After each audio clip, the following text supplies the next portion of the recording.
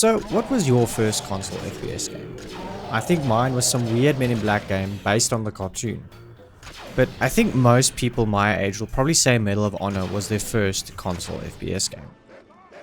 Now this isn't a game I played when I was younger, so I thought I would give it a go 23 years later. Medal of Honor takes place in the Second World War, where you complete objectives for the OSS.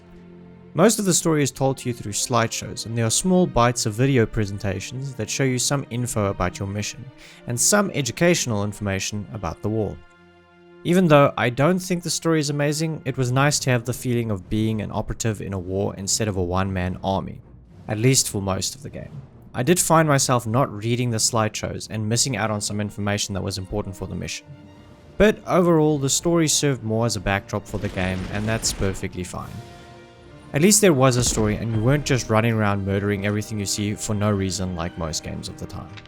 For a PlayStation 1 game, I'd say this game looked really good. Even though I'm playing it on an emulator to make things look even nicer, the animations and general feel of the levels look great. When shooting at enemies, you can really tell you're hitting them. Their arms fling about and their legs twitch, and even though the view distance isn't amazing, it really doesn't cause problems unless your enemies are shooting at you from the void.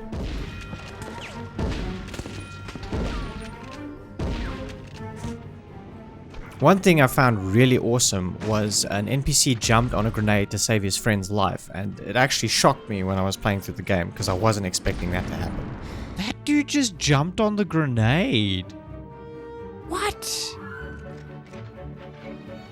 I've never seen that on a game before. So as far as PS1 games go, I would say this game looks really good. It obviously couldn't compete with computer hardware at the time though. So all in all, great animations and graphics considering the console and the year this came out. Honestly, I don't focus too much on graphics in reviews unless it gets in the way of the game or if it's jaw-dropping, and in this game, it does neither.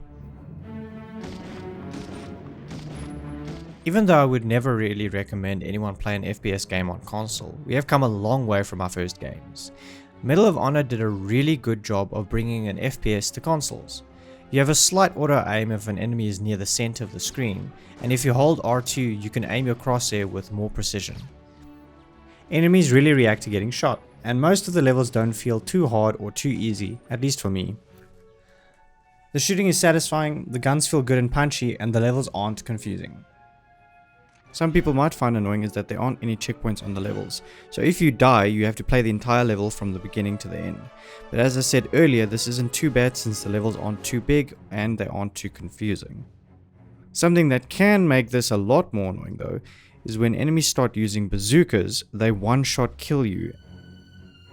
And it becomes a little bit stupid at that point because I died a lot to someone using bazooka and then had to restart the entire level. This is something that only starts becoming apparent closer to the end of the game, so it's not too bad, but it did become an annoyance at some point for me.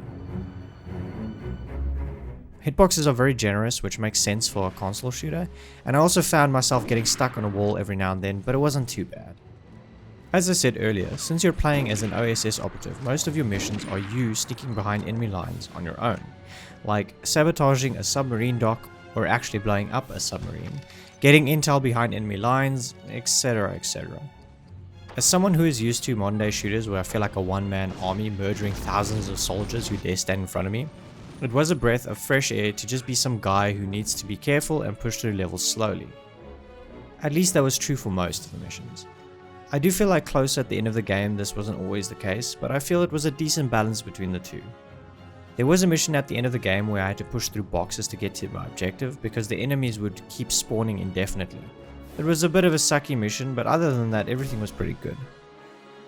Now this next thing is my own fault, but in briefings you will get a general idea of what you need to do, and the game has a handy objective menu when you pause. But if you get to the end of a level and you haven't completed all your objectives, you will fail the mission, as I found out the hard way. It also sucks because you could miss an objective in the first 5 minutes of the level and have to backtrack all the way just to plant a bomb or shoot a radio.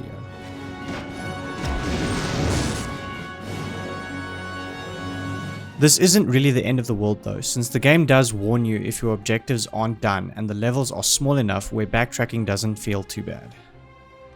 All the guns sound really good and impactful and really emphasize hitting your enemies.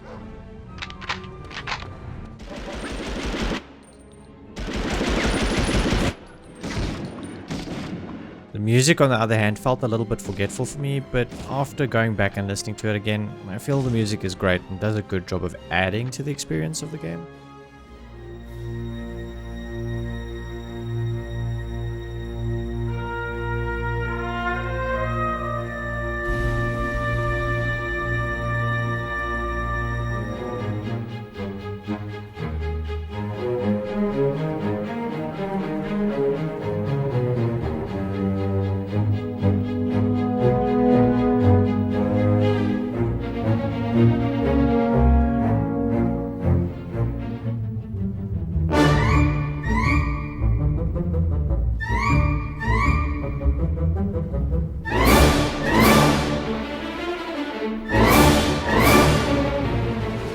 Even though you can hear it's old and very compressed, I still think it sounds pretty good and does a very good job of enhancing the experience in the game.